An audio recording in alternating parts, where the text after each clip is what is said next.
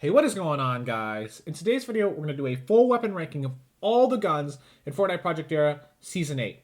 Now, of course, everybody will have their own personal favorite guns, preferences in the way they want to play, the loadouts they like to take. So this is not going to be set in stone for you because, you may like certain type of weapons.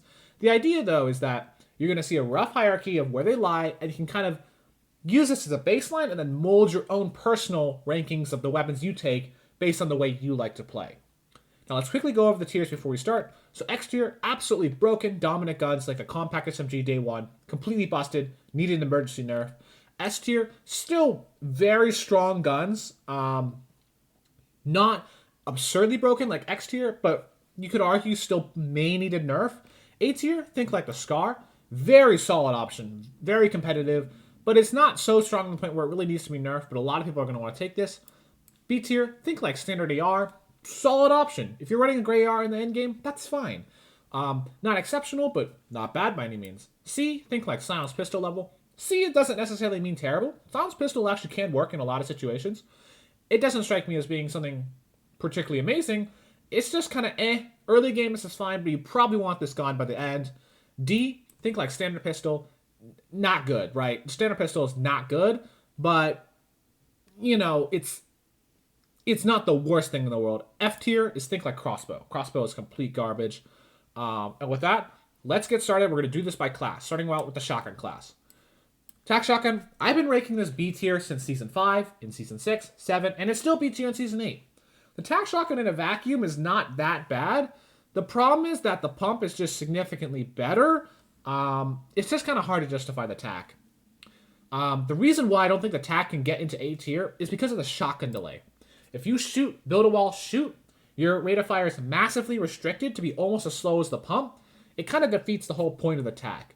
If you get this early game, it's not the worst thing you can have. Maybe you take a blue tac over a green pump.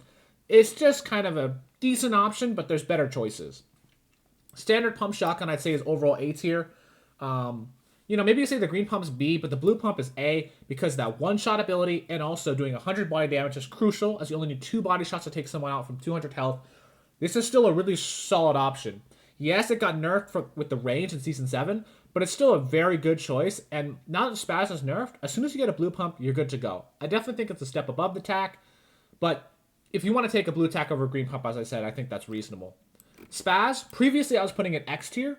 The draw speed last season was absurdly fast, meaning that, if you were really good, you could capitalize on that, and if you were not so good, making sloppy edits, you could get away with it because it drawed so fast, it's very hard to pre-fire someone drawing this gun. However, with the draw speed nerf, I now think it's S tier. Still very strong. You maybe could argue could use a slight nerf, maybe, but it's not so busted now. I'd still say this is pretty much a mandatory gun unless you're in an extreme circumstance like 200 ping. You're going to be taking this thing, but it's a more reasonable level now, and I think that was overall a good change. So, realistically, with the shotguns, you're going to have to take the pump. You can maybe work with attack early game, but once you're finding a blue pump, especially the Spaz, you need to be taking those.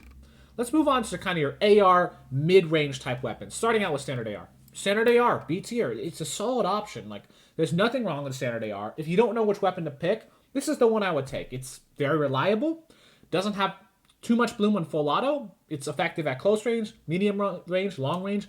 It just does everything pretty well. I overall think it's a solid choice. Scar, I'd say it's just a step above. Doing that little bit more damage means to take one less shot to eliminate someone from 100 or 200 health.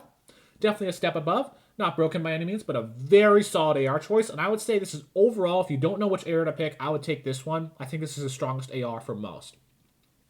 Infantry rifle. Infantry rifle got a major buff. Last season I was putting it D or even F tier. Now I think the standard infantry is C tier. Being hit scan and having not that much damage fall off, it's a very reliable long range option. It's a lot less versatile than the standard AR.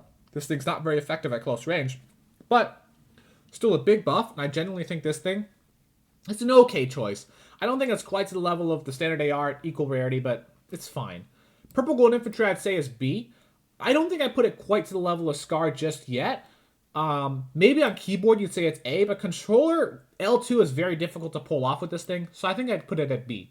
Definitely a solid choice, really good at long range at the cost of close range.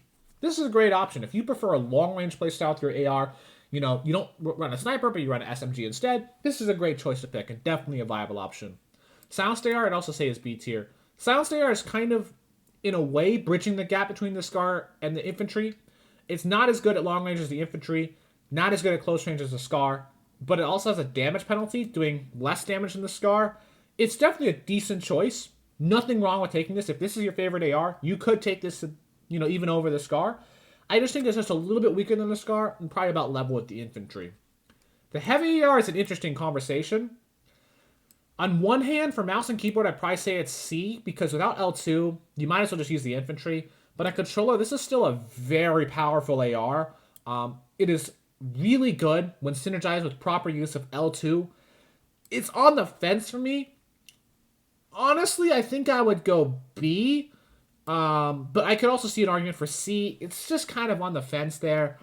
Honestly, on controller, I'm taking the AK over the purple gold infantry. On keyboard, you're probably not going to do that. It's probably going to be infantry over AK. It's on the fence. It's borderline between B and C, but I think I'm going to put it B.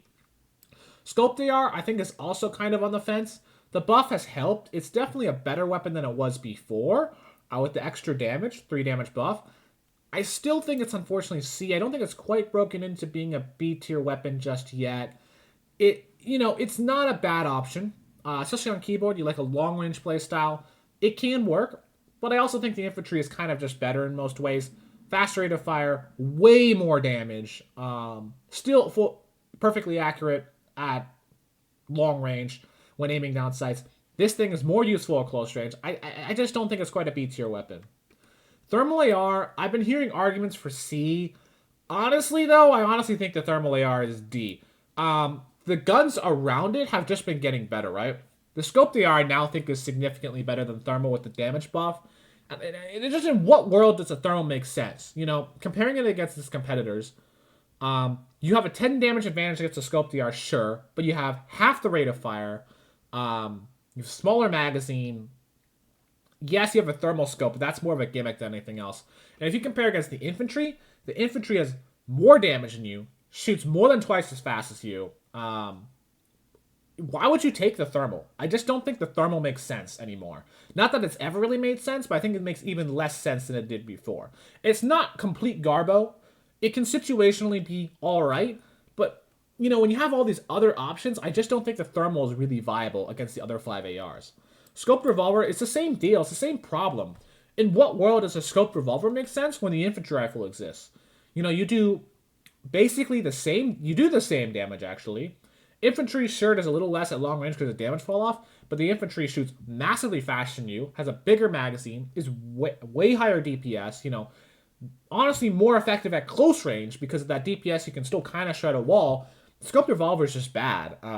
These two weapons really need a buff to be competitive at this point. Okay, with the AR medium range weapons finished, really I'd say there are four to five competitive options. You know, it depends if you're on controller or keyboard, but SCAR, infantry, silenced, AK, and even scoped, all I think are viable options. I'd say though that it just really depends on your input and how you like to play over which ones you're taking. I'd say that overall though the SCAR is the strongest choice if you just had to do a blanket statement. Moving on to the shotgun follow-up type weapons, silenced SMG is very solid. I would argue this is the better of the two SMGs. You know, comparing against the P90, they're both B tier.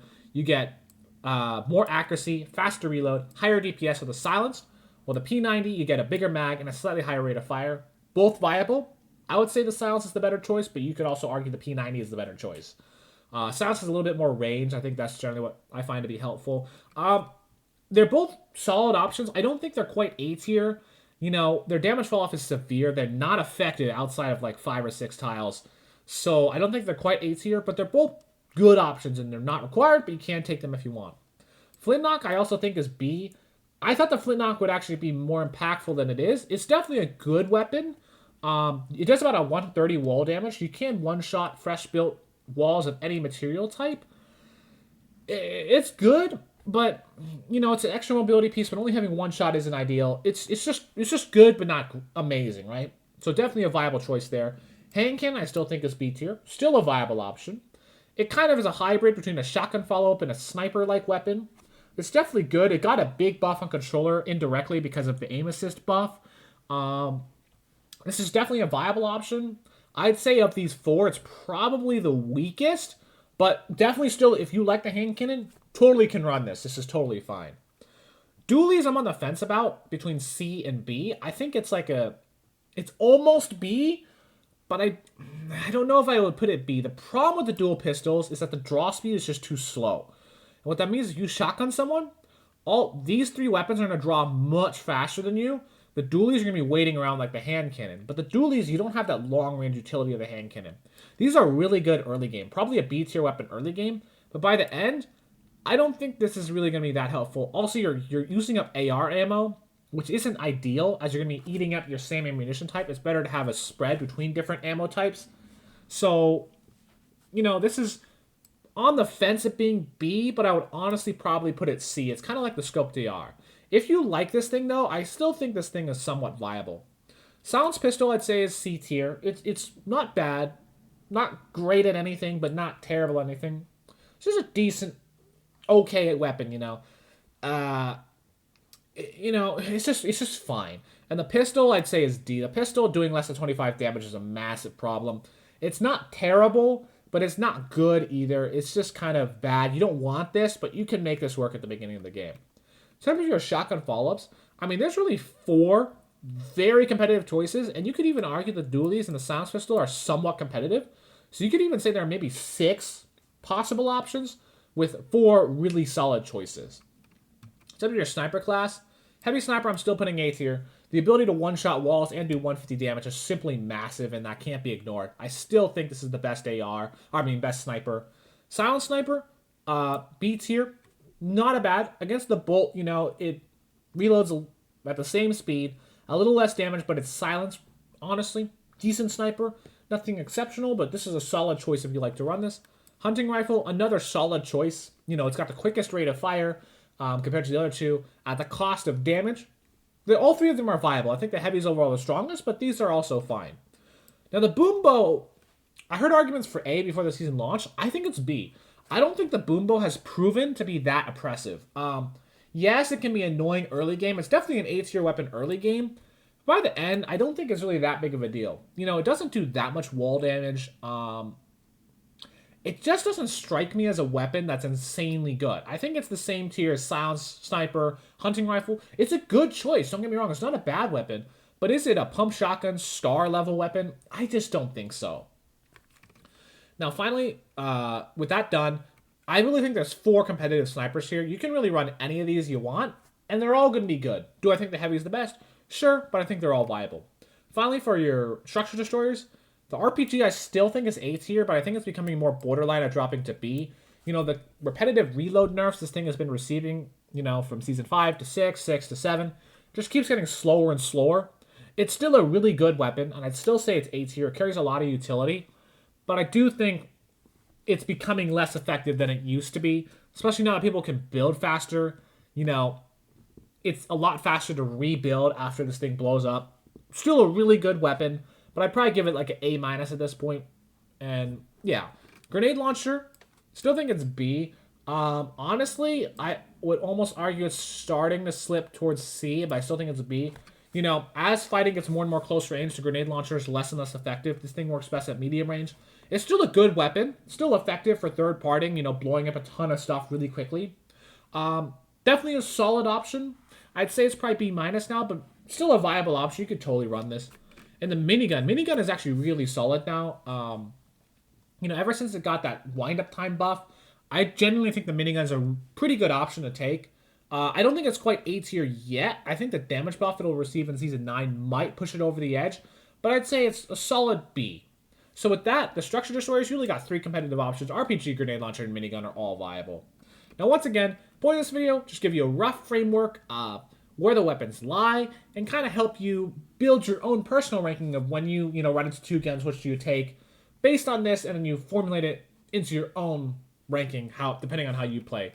Finally, I just want to conclude with, in terms of the meta health, I think this is pretty good. I don't like that there's only really one viable shotgun. Tac shotgun's on the fringes of being viable, but I don't think it's really there. But the other classes are really interesting, and there's a lot of choices to pick from. I overall think this meta is pretty solid. I'd probably give it a B+, I'd say. maybe an A, probably a B plus. Without shotgun meta diversity, I can't go any higher than B plus. But this is a big step up in season 7, in my opinion. And overall, I think this is a pretty good meta. And with that, of course, if you disagree, feel free to leave a comment, and I'll catch you in the next one.